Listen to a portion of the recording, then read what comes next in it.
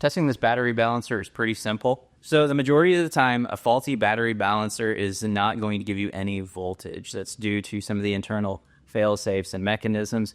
So that means this test is a pretty easy pass-fail.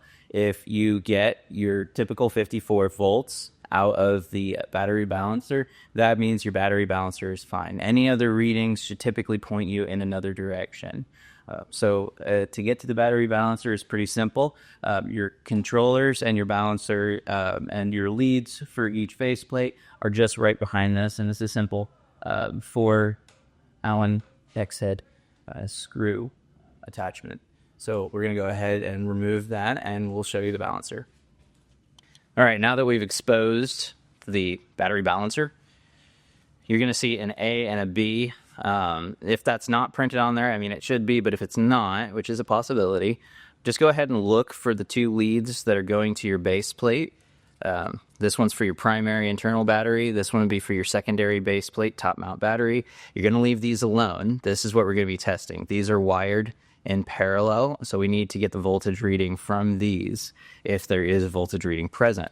This is the plug that we're going to want to go ahead and undo. Easy XT90s are generally not too difficult to unplug. While you got it out, go ahead and take a look for any discoloration, so tarnish or charring.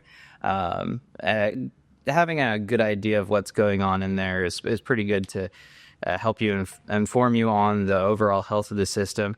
These obviously look great, so we're going to go ahead and test these now. Multimeters and auto ranging, or if yours doesn't have auto ranging, you're going to go ahead and use DC voltage in a setting that's appropriate for about 50 some volts. So that's what we're going for. And then standard voltage testing procedures: negative black, positive red. And here this battery balancer is good. We're reading 53.49 volts. Now, if there was a fault in the battery balancer, the internal safety mechanisms or fault switches in here would actually not transmit any power through the battery balancer. So you would get 0 reading on here. So now that we've gone ahead and tested this and determined there's no issues here, we're going to go ahead and patch everything back up. And so you'll just go ahead and do everything in the reverse of the way you took it out. And one thing to note is that when you're going ahead and packing everything back up, try not to kink any wires too aggressively, I suppose. Of course, it's kind of a tight space to get everything in, but just try to do your best to make sure the wires are routed and not pinched.